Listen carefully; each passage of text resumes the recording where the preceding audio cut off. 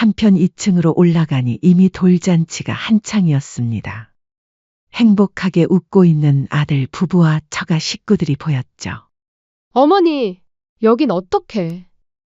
우리 손주 돌잔치인데 당연히 친할머니인 나도 와야지. 그렇다고 초대도 안 했는데 오시면 어떡해요.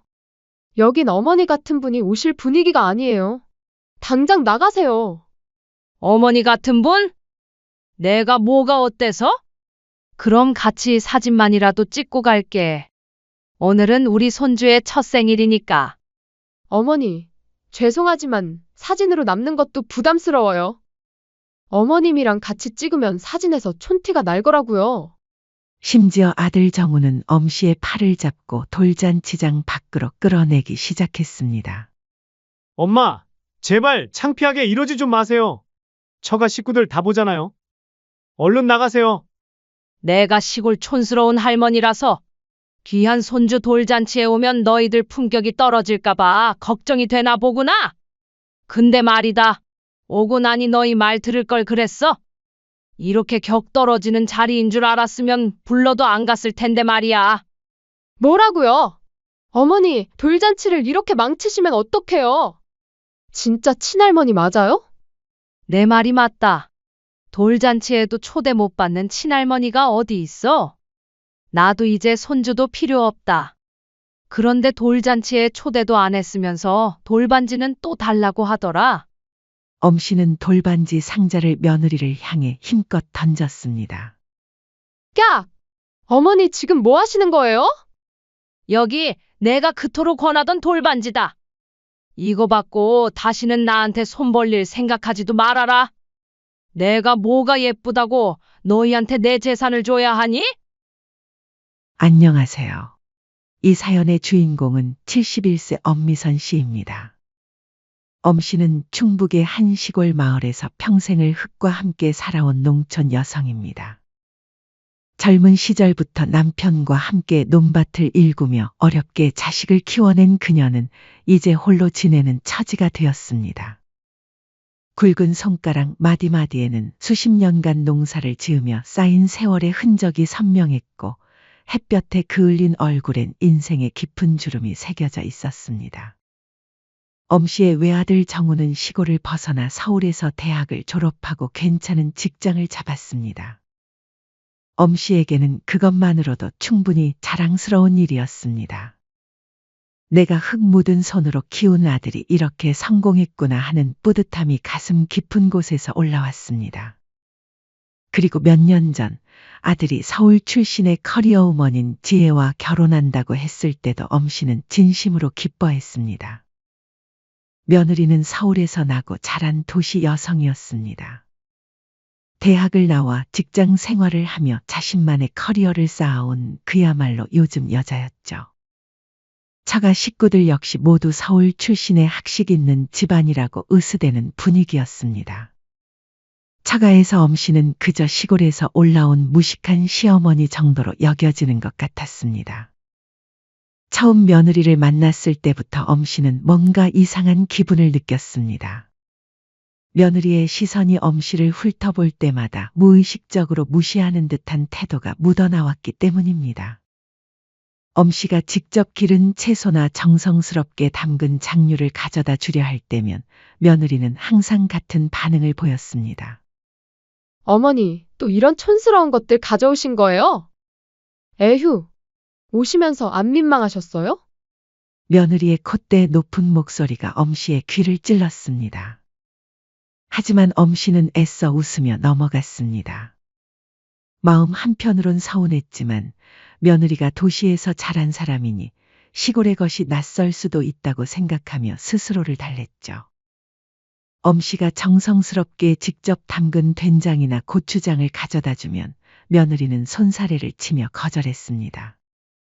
어머니, 사서 먹을게요. 요즘은 다 좋은 제품들이 많잖아요. 그러곤 엄씨가 가져온 것들을 고스란히 다시 들려서 보냈습니다. 엄씨가 정성껏 만든 음식을 가져가도 마찬가지였습니다. 어머니, 요즘 젊은 사람들은 촌스럽게 이런 거 안 먹어요. 냄새나요. 며느리는 대충 한두 숟갈 뜨고는 금세 배달 음식을 시켜 먹기 일쑤였습니다. 며느리의 말끝마다 촌스럽다, 구리다, 별로다 같은 단어가 서슴없이 튀어나왔습니다. 그래도 엄씨는 그래도 내 자식 잘 사는 게 최고지라며 모든 걸 참아왔습니다. 며느리가 아들을 잘 챙겨주고 아들이 행복해 보이는 것만으로도 충분하다고 생각했습니다. 비록 자신은 무시당하고 있다는 느낌이 들어도 그것보다는 아들의 행복이 더 중요했습니다. 그러던 중 1년 후 드디어 손주 혜찬이가 태어났습니다. 병원에서 처음 손주를 안았을 때 그 감동은 지금도 생생합니다. 하지만 기쁨도 잠시, 현실은 녹록지 않았습니다. 며느리는 산후조리를 핑계로 몸이 불편하다고 했고 아들 정우는 회사 일이 바쁘다며 육아를 외면했습니다. 결국 손주 육아는 자연스럽게 엄씨의 몫이 되었습니다. 엄씨는 왕복 3시간이 넘는 시골길과 복잡한 서울 지하철을 매일같이 오가며 손주를 돌봤습니다. 새벽 5시에 일어나 시골집에서 준비를 마치고 버스를 갈아타고 지하철을 갈아타며 서울 아들 집까지 가는 여정은 결코 쉽지 않았습니다. 하지만 손주를 위해서라면 그 정도는 아무것도 아니었습니다. 기저귀를 갈고 젖병을 물리고 이유식을 정성스럽게 만들어 먹이는 모든 순간이 엄씨에게는 행복이었습니다. 비록 몸은 힘들었지만 마음만은 충만했습니다. 하지만 문제는 따로 있었죠. 아들 내외는 엄씨가 손주를 돌보는 것을 너무나도 당연하게 여겼습니다. 고맙다는 인사 한마디 없이 마치 엄씨가 육아를 책임지는 것이 자연스러운 일인 양 받아들였습니다. 심지어 가끔은 엄씨의 육아 방식을 대놓고 무시하곤 했습니다. 어머니 지금 뭐 하세요? 며느리가 갑자기 엄씨의 손에서 혜찬이를 확 낚아채듯 빼앗아 갔습니다. 엄씨는 깜짝 놀라며 손을 허공에 둔 채 당황한 표정을 지었습니다. 깜짝이야. 지혜야, 그렇게 갑자기 뺏으면 어떡해. 놀랐잖니?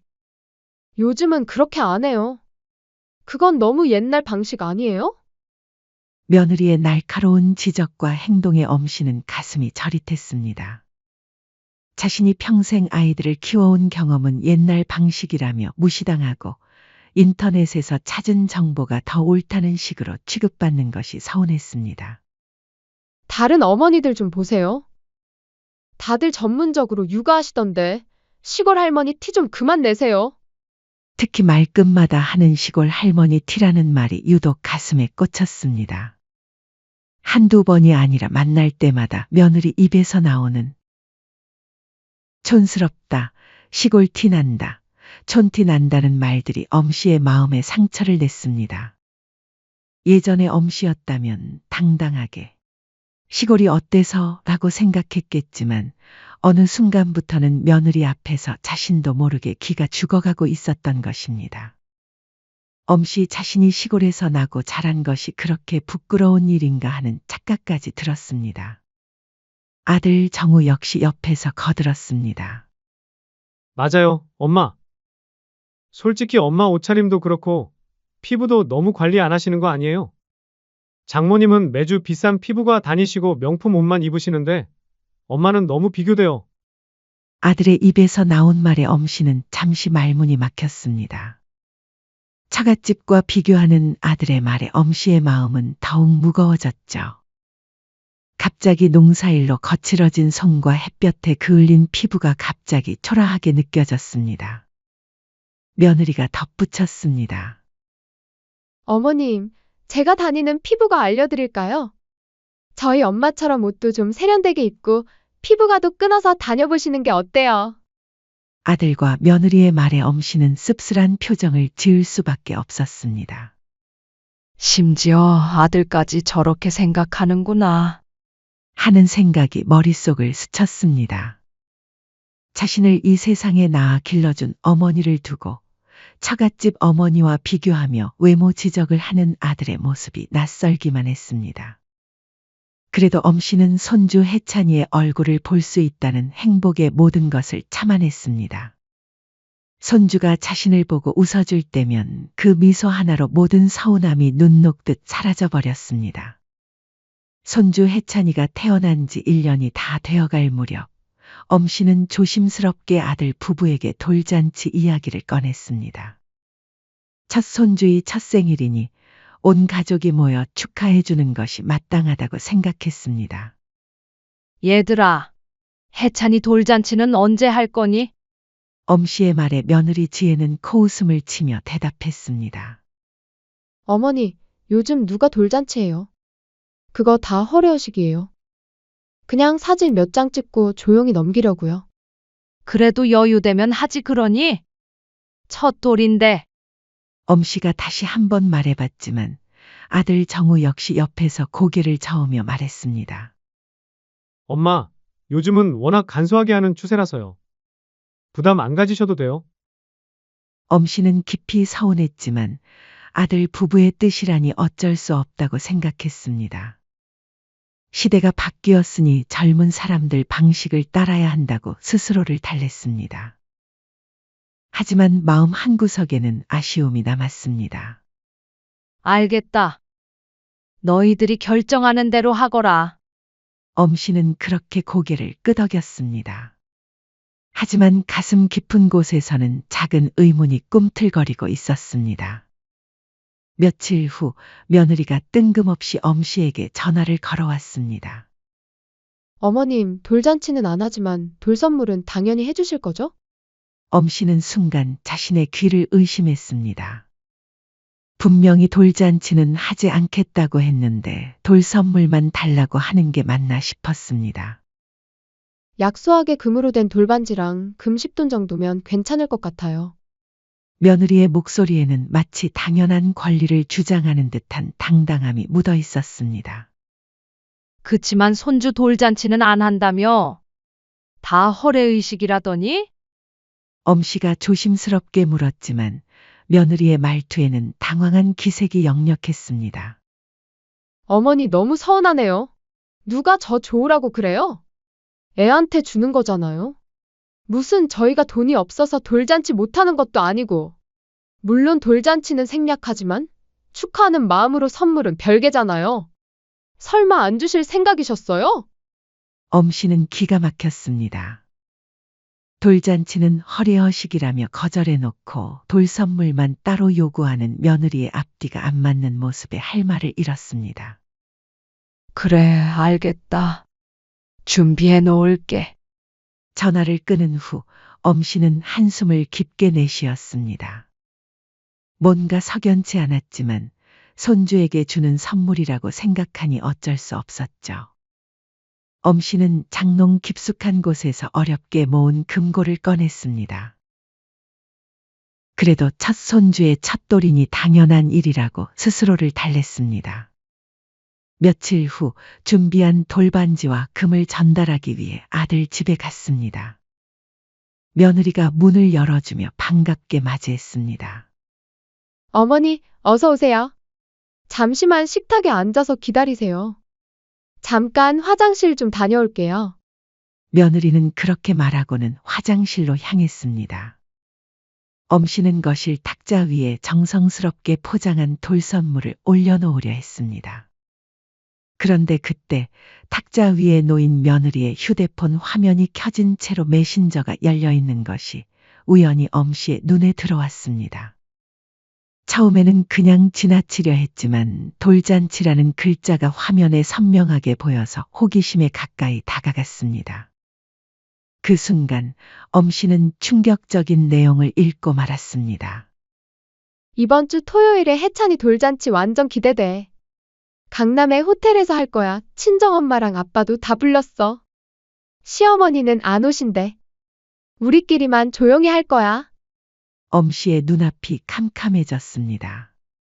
돌잔치 안 한다던 아들과 며느리의 말은 새빨간 거짓말이었습니다. 더 읽어보니 상황은 더욱 기가 막혔습니다.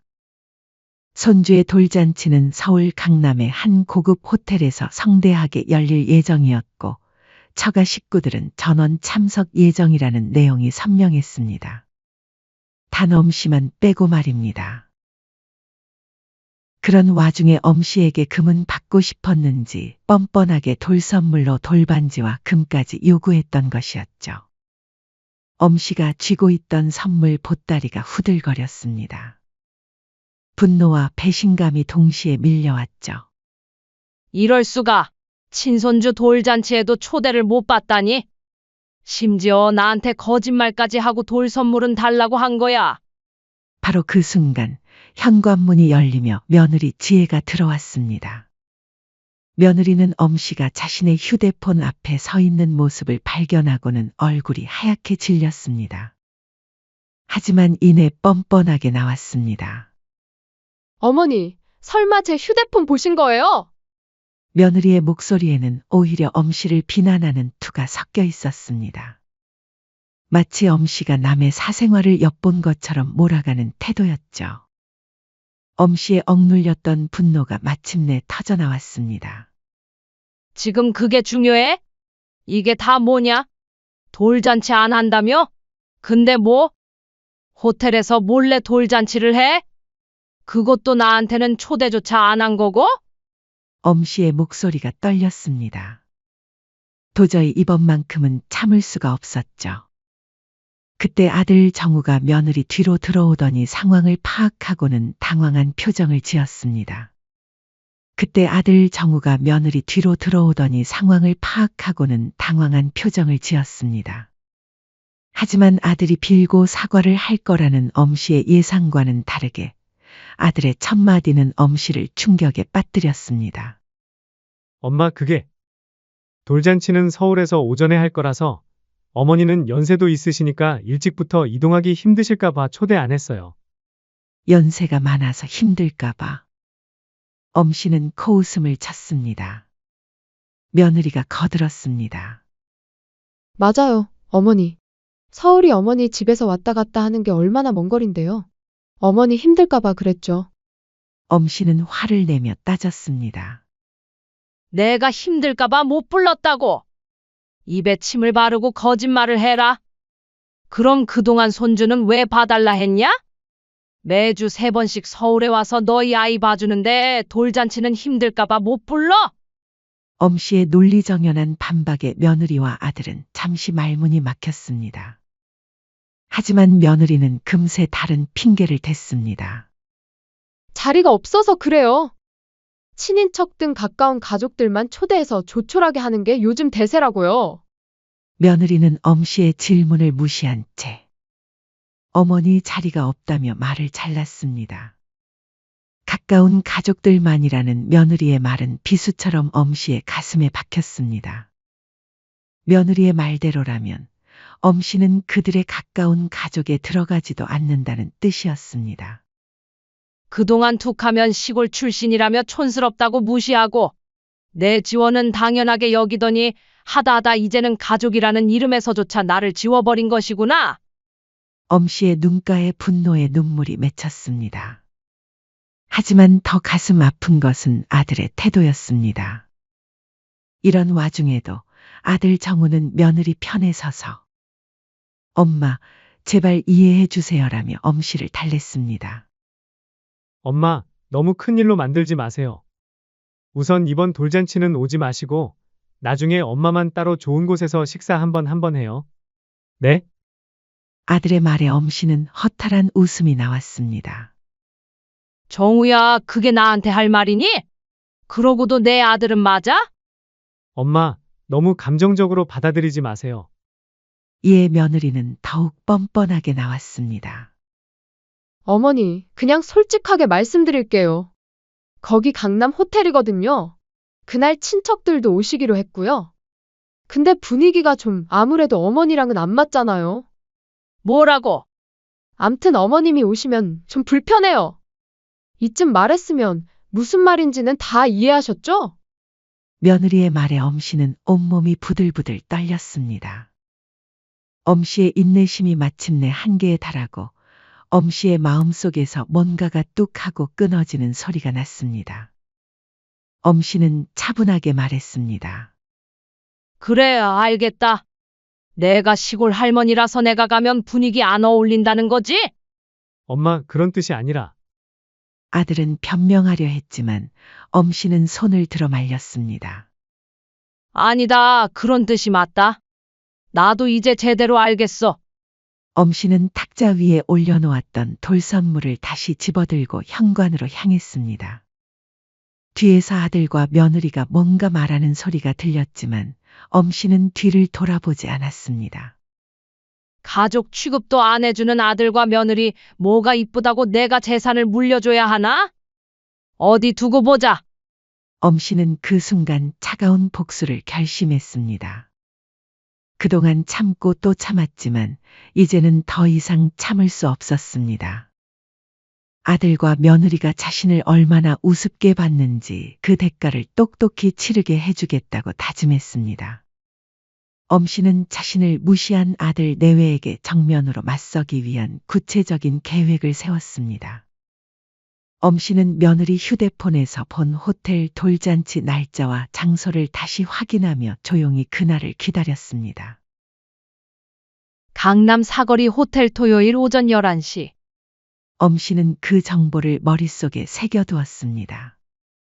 며느리가 그토록 품격 없다고 무시했던 시골 할머니가 과연 어떤 모습인지 직접 보여줄 참이었습니다. 드디어 그날 아침이 왔습니다. 엄씨는 새벽부터 일어나 준비를 시작했습니다. 장롱 깊숙한 곳에서 평생 아껴둔 고급 한복을 꺼냈습니다. 고급스러운 자주색 저고리에 회색 치마 그리고 금실로 수놓은 꽃무늬가 은은하게 빛나는 정말 아름다운 한복이었습니다. 엄씨는 미용실에 들려서 머리도 단정하게 올렸습니다. 서울로 향하는 버스 안에서 엄씨는 마음을 다잡았습니다. 호텔에 도착하자 엄씨는 잠시 숨을 고르고 당당하게 들어섰습니다. 곱게 차려입은 엄씨를 본 호텔 직원들은 의심 없이 다가와 정중하게 인사했습니다. 사모님, 필요하신 게 있으시면 언제든 편하게 말씀해 주세요. 오히려 직원들은 엄씨를 고급진 사모님으로 여기며 전혀 무시하지 않았습니다. 한편 2층으로 올라가니 이미 돌잔치가 한창이었습니다. 행복하게 웃고 있는 아들 내외와 처가 식구들이 보였습니다. 손주 혜찬이는 예쁜 한복을 입고 돌상 앞에서 사진을 찍고 있었습니다. 엄씨가 홀 입구에 나타나자 며느리의 얼굴이 순간 새하얗게 변했습니다. 그 다음 아들 정우도 엄씨를 발견하고는 경악한 표정으로 뛰쳐나왔습니다. 어머니, 여긴 어떡해? 며느리의 당황한 목소리가 홀 안에 울려 퍼졌습니다. 순간 돌잔치장의 모든 시선이 엄씨에게 집중되었습니다. 처가 식구들과 하객들이 수군거리기 시작했습니다.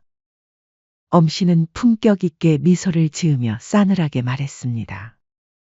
우리 손주 돌잔치인데 당연히 친할머니인 나도 와야지. 엄씨의 당당한 모습에 주변 사람들이 웅성거리기 시작했습니다. 이상하다, 친할머니는 일이 있으셔서 못 오신다더니. 어머, 정말 고급스러우시네 하는 소리들이 들렸습니다. 그러자 며느리 지혜가 황급히 엄씨에게 다가와 목소리를 낮춰 속삭였습니다. 어머니, 초대도 안 했는데 오시면 어떡해요? 여긴 어머니 같은 분이 오실 분위기가 아니에요. 얼른 나가세요. 며느리는 주변 사람들이 듣지 못하게 조심스럽게 말했지만 엄씨는 일부러 큰 소리로 대답했습니다. 어머니 같은 분? 내가 어떤 분인데? 친할머니가 손주 돌잔치에 오면 안 되나? 엄씨의 큰 목소리에 주변 하객들이 더욱 집중하기 시작했습니다. 며느리는 당황해하며 더욱 다급하게 말했습니다. 우리 친척들, 지인들 다 왔는데 창피하게 왜 이러세요? 엄씨는 차분하게 말했습니다. 그럼 같이 사진이라도 같이 찍자. 오늘은 우리 손주의 첫 생일이니까. 엄씨가 손주 혜찬이를 향해 한 걸음 다가가려 하자 며느리가 재빨리 가로막으며 비웃듯 말했습니다. 어머니, 죄송하지만 사진 남는 것도 부담스러워요. 어머님이랑 같이 찍으시면 사진에서 촌티가 날 거라고요. 아들 정우는 늘 그래왔듯 처가 등살에 못 이겨 엄씨의 팔을 잡고 돌잔치장 밖으로 끌어내기 시작했습니다. 엄마, 제발 창피하게 이러지 마세요. 처가 식구들 다 보잖아요. 당장 나가세요. 아들마저 자신을 창피하다고 하는 것에 엄씨는 더 이상 참을 수 없었습니다. 엄씨는 아들의 손을 뿌리치며 고개를 끄덕이고 차가운 미소를 지었습니다. 그래, 결국 너희에게 난 가족도 아닌가 보구나. 엄씨의 목소리가 홀 전체에 울려 퍼졌습니다. 내가 시골 촌스러운 할머니라서 귀한 손주 돌잔치에 오면 너희들 품격이 떨어질까봐 걱정이 되나 보구나. 엄씨는 잠시 말을 멈추고 주변을 둘러보며 계속했습니다. 근데 말이다. 오고 나니 너희 말 들을 걸 그랬다. 이렇게 격 떨어지는 자리인 줄 알았으면 불러도 안 갔을 텐데 말이야. 엄씨의 말에 주변 사람들은 웅성거리기 시작했습니다. 아들 정우는 얼굴을 붉히며 고개를 숙였고 처가 식구들도 난처한 표정을 지었습니다. 며느리 지혜는 주변의 시선이 부담스러웠는지 엄씨에게 바싹 다가와 따지듯 말했습니다. 어머니, 손주 생각은 안 하세요? 돌잔치를 이렇게 망치면 어떡해요? 진짜 친할머니 맞긴 해요? 그러자 엄씨는 며느리에게 한 발짝 더 다가가 낮고 단호한 목소리로 일침을 날렸습니다. 내 말이 맞다. 돌잔치에도 초대 못 받는 친할머니가 어디 있어? 나도 이제 손주도 필요 없다. 그런데 그 와중에 돌반지는 또 달라고 하더라? 나는 돌잔치에 초대도 안 했으면서 돈만 홀랑 받으려고? 엄씨는 품속에서 미리 준비해온 돌반지 상자를 꺼냈습니다. 그저 돈. 엄씨는 돌반지 상자를 며느리를 향해 힘껏 던졌습니다. 상자가 바닥에 떨어지며 반지가 굴러나왔습니다. 깍! 어머니 지금 뭐 하시는 거예요? 놀란 며느리가 비명을 빽 질렀지만 엄씨는 전혀 동요하지 않았죠. 여기 내가 그토록 권하던 돌반지다. 엄씨는 싸늘하게 며느리를 내려다보며 말했습니다. 이게 내가 가족으로서 주는 마지막 선물이야. 이거 받고 다시는 나한테 손 벌릴 생각하지 말고 알아서들 잘 살아라. 내가 뭐가 예쁘다고 너희한테 내 재산을 물려줘야 하니? 엄씨는 그렇게 당당하게 홀을 나서기 시작했습니다. 뒤에서는 며느리의 분노에 찬 비명이 들렸지만 엄씨는 한 번도 뒤돌아보지 않았습니다. 오히려 유유히 걸어나가는 엄씨의 뒷모습에서는 진정한 품격이 느껴졌습니다. 호텔을 나서며 엄씨는 깊은 숨을 내쉬었습니다. 가슴 한편이 시원했습니다. 그동안 참고 또 참았던 모든 것을 다 쏟아낸 기분이었습니다. 끝인 줄 알겠지만 이제 진짜 시작이야. 나를 우습게 본 대가를 똑똑히 치르게 해주겠어. 엄씨는 그렇게 중얼거리며 집으로 향했습니다. 택시를 타고 집으로 가는 길에 엄씨의 휴대폰이 쉴 새 없이 울렸습니다. 아들과 며느리의 전화였지만 엄씨는 단 한 통도 받지 않았습니다. 이제 그들과 할 말은 없었습니다. 엄씨의 눈빛에는 확고한 결심이 서려 있었습니다. 엄씨의 아들과 며느리가 연락할 수 없도록 모든 연락을 차단했습니다. 다음 날 아침 엄씨는 곧장 변호사 사무실을 찾아갔습니다. 엄씨의 인생 마지막을 엄씨가 원하는 대로 정리할 때였습니다. 변호사 앞에서 엄씨는 숨김없이 그간의 모든 일을 털어놓았습니다. 돌잔치에서 당한 모욕, 며느리의 지속적인 무시, 아들의 배신까지. 변호사도 엄씨의 이야기를 들으며 혀를 찼습니다.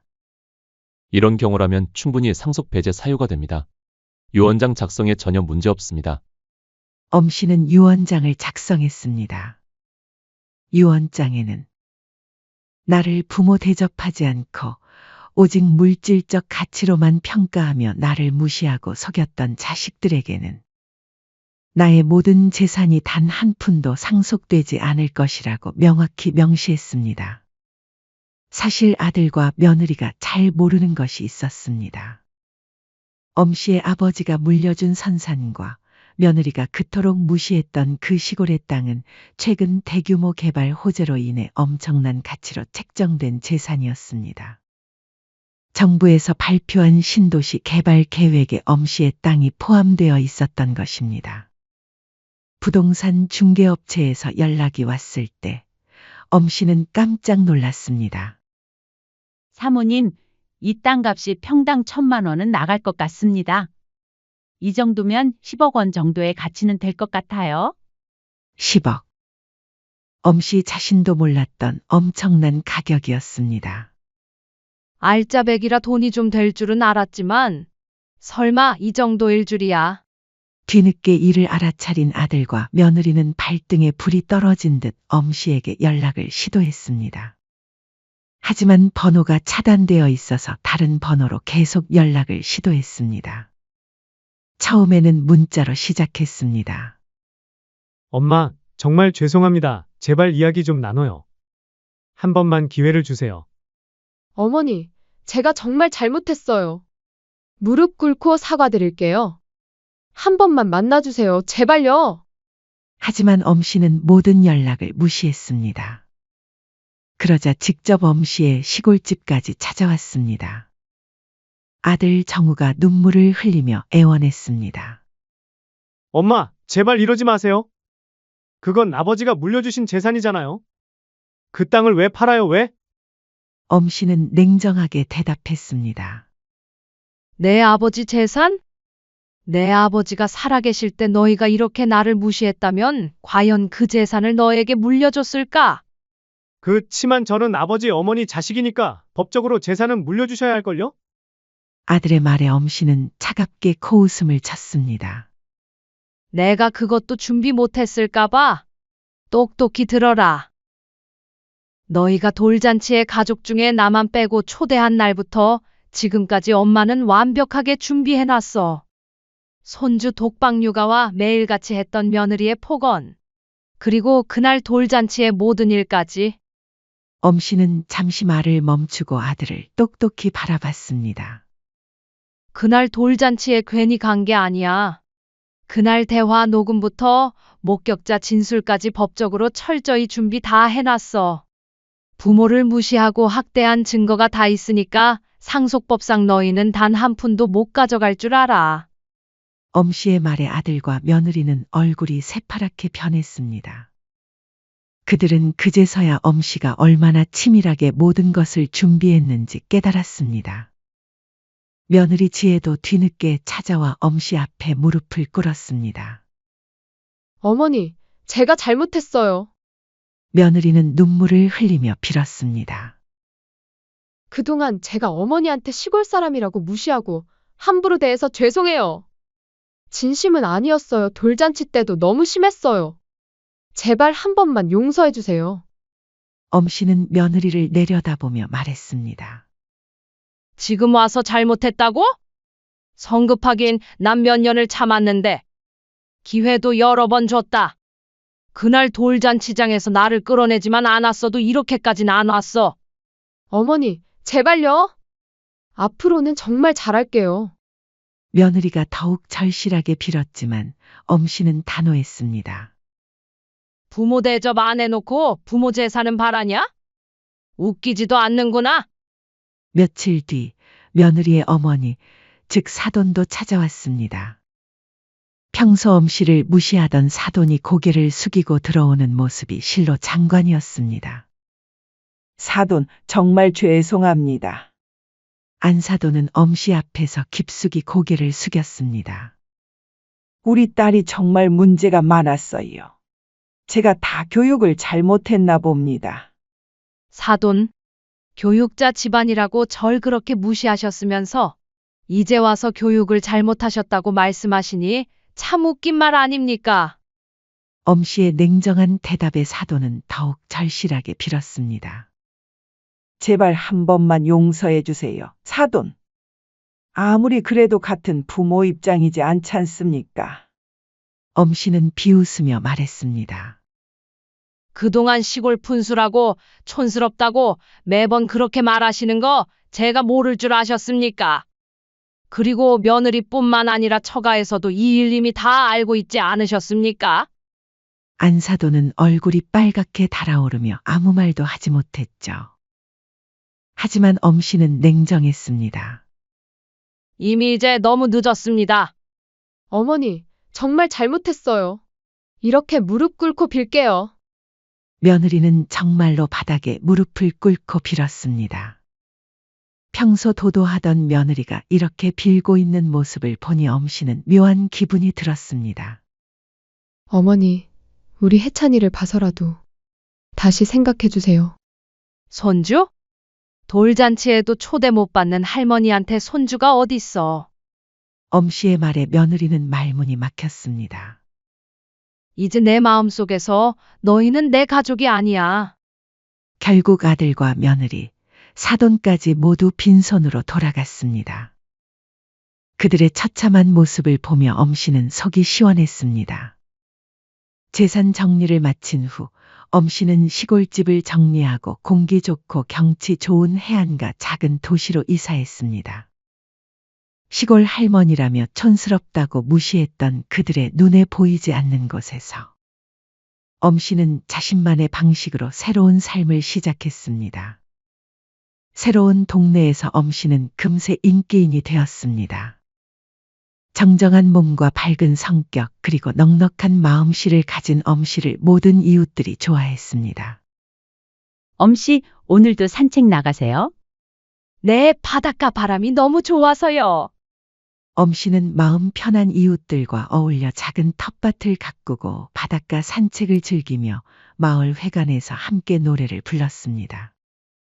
자원봉사도 시작하며 사회적인 활동에도 적극적으로 참여했습니다. 엄씨 덕분에 우리 마을이 더 밝아졌어요. 이웃들의 칭찬에 엄씨는 환하게 웃었습니다. 이런 대접을 받아본 게 얼마만인지 모르겠습니다. 한편 아들 정우와 며느리 지혜는 엄씨가 이사 간 후에도 포기하지 않고 계속 찾아왔습니다. 하지만 엄씨는 단호했습니다. 더 이상 저희 집에 오지 마세요. 할 말 없어요. 엄마, 제발요. 한 번만. 아니에요. 이제 남남이에요. 엄씨는 그들과 완전히 선을 그었습니다. 그들에게는 더 이상 줄 것이 없었습니다. 엄씨는 그저 그들과 거리를 두고 자신의 삶의 평화를 지키는 데 집중했습니다. 몇 달 후 엄씨는 재산의 일부를 기부했다는 소식이 동네에 퍼졌습니다. 아들과 며느리가 그 소식을 듣고 기절할 뻔했다는 이야기도 들려왔죠. 엄씨는 손주를 위해서는 일부를 남겨놓았지만 아들과 며느리에게는 한 푼도 남길 생각이 없었습니다. 나머지 재산은 엄씨의 노후를 즐기며 쓰고 있었죠. 해질녘 엄씨는 따뜻한 바닷바람을 맞으며 평화롭게 웃었습니다. 바다에서 불어오는 시원한 바람이 엄씨의 머리카락을 부드럽게 흩날렸습니다. 그리고 바닷가를 거닐며 엄씨는 중얼거렸습니다. 사람은 말이야, 가족이라도 대접을 받아야 줘야 할 마음이 생기는 거지. 이제는 나를 사랑해주는 사람들과 남은 인생 즐기며 살아야지. 71세의 나이에 찾은 진정한 자유였습니다. 이제 엄씨에게 남은 것은 오직 행복한 일들 뿐이라는 것을 모두 알고 있었습니다. 엄씨는 그렇게 중얼거리며 집으로 향했습니다. 오늘도 엄씨의 평화로운 하루가 저물어가고 있었습니다. 사연은 여기까지였습니다. 구독, 좋아요, 댓글은 무료이며 영상 제작에 큰 힘이 됩니다. 알림 설정을 하시면 더욱 새롭고 재밌는 사연을 빠르게 즐기실 수 있습니다. 인생의 쉼표를 시청해 주셔서 감사합니다.